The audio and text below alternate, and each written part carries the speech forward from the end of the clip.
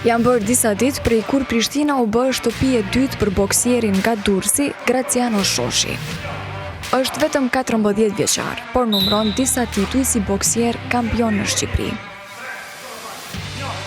Bashkë me trajnerin e tij të boksit në klubin Teuta në Durrës, vendosën të shtonin ushtrimet për kondicion, të cilat Graciano po i krye në Prishtinë, për shkak se një gjë e tillë thotë se nuk ofrohet në Shqipëri.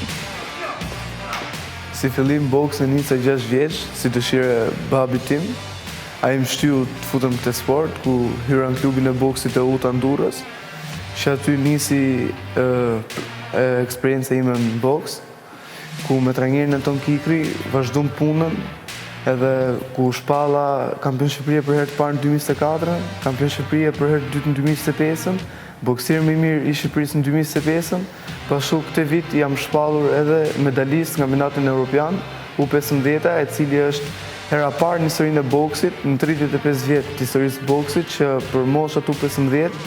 një boksier shqiptar shpallet medalist evropian, dhe duke u bë gati për ndeshjen tjetër me datë 21 dhjetor në Itali, e pam që nuk kemi mirë tek pjesa e kondicionit dhe fizikut, ku vendosëm të vim ke trajner Albani, pasi është nga trajnerat më të mirë në Ballkan. Në Shqipëri nuk e gjetëm, po as jashtë Shqipërisë, dhe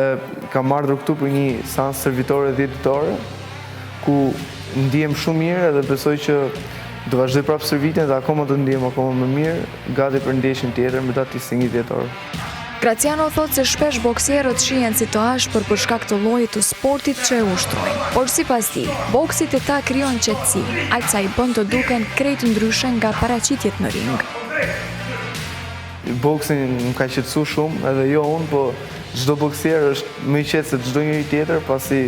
mësojmë vetë kontrolin, mësojmë besimin që kemi vete, edhe jemi shumë qetë, pavarësisht se çfarë shprehim në ring, ajo është pjesë e sportit. Një boksier ose një boksiere është shumë herë më i qetë se një person normal në rrugë, pasi ne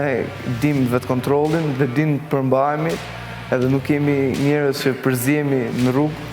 edhe duam vetëm sportin edhe disiplinën e tij, asnjë gjë tjetër.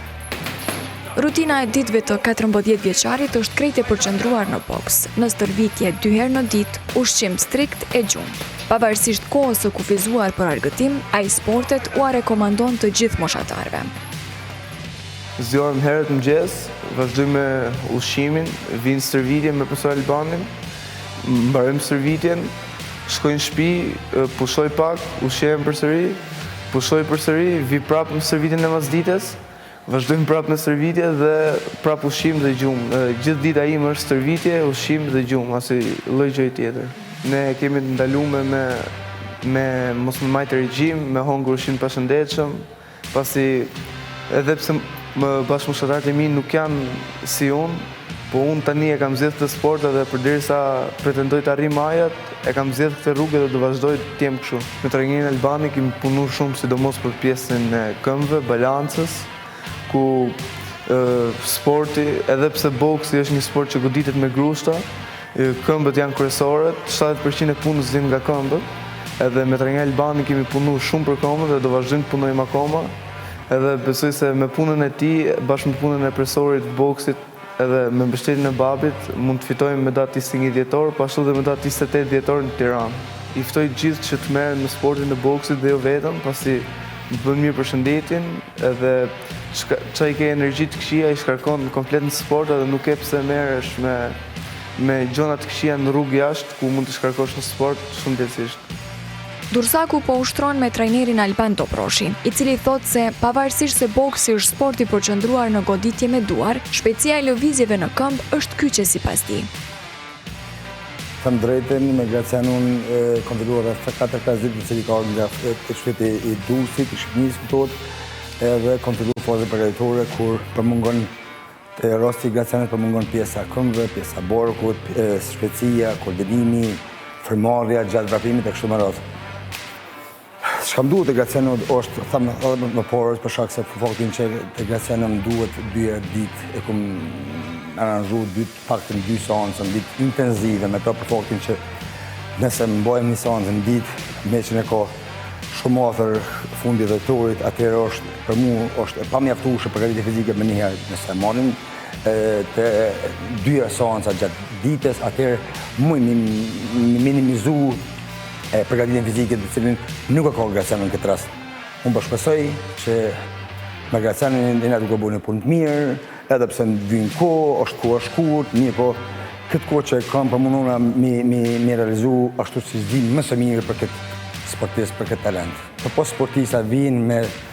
me smundje të ndryshme, me sindrom Down, me autizëm, të cilët vinë me ankth, mlusin, prind. Gjithë këta une i kum pranu pa asnjë të hollë për faktin që po du me kontribu në qëtë shoqëni. Pavarësisht, është i shëndetshëm apo jo, unë e kam obligim edhe e kena obligim gjithë të ndihmojmë kësaj shoqënie. Graciano Shoshi nga Durrësi, kampioni i Shqipërisë në boks, në 10 orë pret të zhvillojë 2 meqe në Tiranë.